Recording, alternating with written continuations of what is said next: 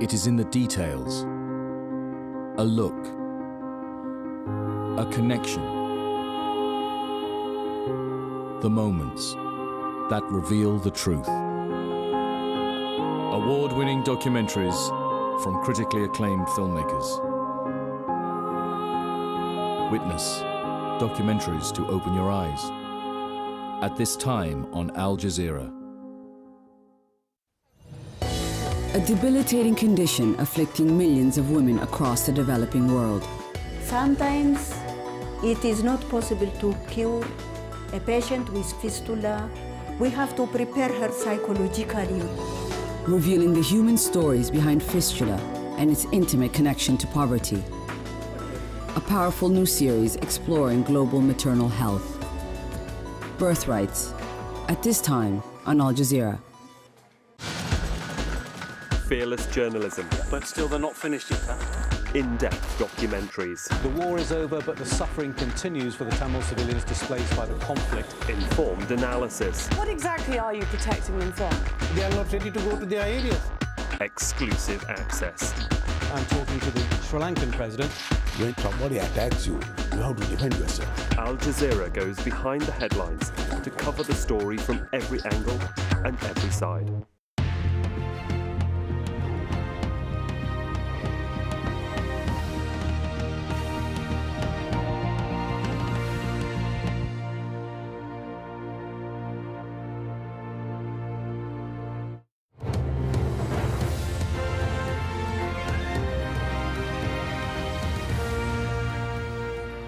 Now it is the battle to save ancient woodlands from a profit-driven corporation. That may sound like the plot to hit the hit movie Avatar, but it's also the real-life story of a forest in Western Canada, which is earmarked for commercial logging, and the campaign to stop that from happening. Imtiaz Tayyab reports.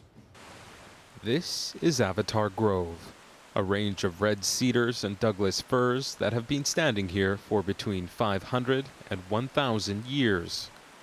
The environmental campaigner Ken Wu discovered the site while exploring for ancient trees over a year ago, giving it its now widely used name, inspired by the Hollywood blockbuster when he found it was earmarked for logging.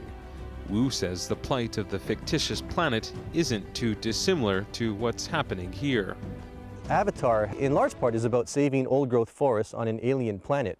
And we realized that we have an incredible rainforest here on Earth that needs protecting. The province of British Columbia is one of the few places in the world that has such massive and ancient forests. Its government is also one of the few that allows for the commercial logging of such trees. Environmentalists say if policy isn't changed, this is what's left. Nearly 5 million hectares of BC's forests over 140 years old are protected by the province. But with over 95 million hectares of forest land in total, environmental groups say that isn't enough. The plight of Avatar Grove has attracted tens of thousands, and after the province of BC's own independent forestry oversight body urged officials to spare the range of ancient trees, the government appears to be listening. I do think that the public's calling out for better mechanisms to manage our forests. We've continued to do that, and I think as a government we've got lots of examples. Is there more work to do? There's always going to be more work to do. The logging company with rights to cut Avatar Grove are now indicating they won't. Environmental groups say public pressure is to thank, but add millions of other hectares of ancient growth forests in BC also need saving. Imtiaz Tayyab, AlJazeera, Vancouver Island, British Columbia.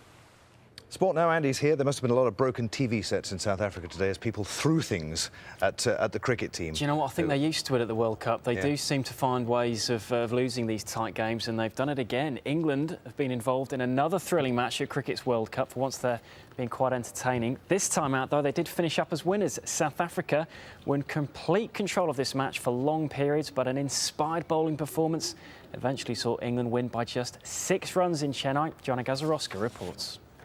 South Africa and their fans have been enjoying their moment in the sun at this Cricket World Cup. With 2 wins from 2, they'd emerged as strong contenders for the title. And their confidence would have been boosted further as they took on England, when Robin Peterson dismissed both the England openers in the first over. Skipper Strauss went for a duck, before Peterson removed his namesake, Kevin Peterson, for just 2 runs. England had come into this match having suffered a shock defeat to Ireland, and Jonathan Trott and Ravi Bopara weren't about to let it happen again, as both made half-centuries. But Imran Tahir stopped them in their tracks. The spinner took 4 wickets, taking his tournament tally to 11, as England were all out for what seemed to be a paltry 171. South Africa managed to reach 63 before their first wicket fell. Although replays seem to suggest Graham Smith didn't actually touch the ball on his way to being caught. Hashim Amla was the next to go, but this time there was no doubt that Stuart Broad had hit his target. And just 7 runs later, Broad struck again, removing Jacques Kallis. South Africa went on to lose their last 7 wickets for just 41 runs, by the time Broad took his 4th and final scalp. England secured a 6-run victory, which should be enough to help them take one of 4 quarter-final berths from Group B. Joanna Gajrowska, Al Jazeera.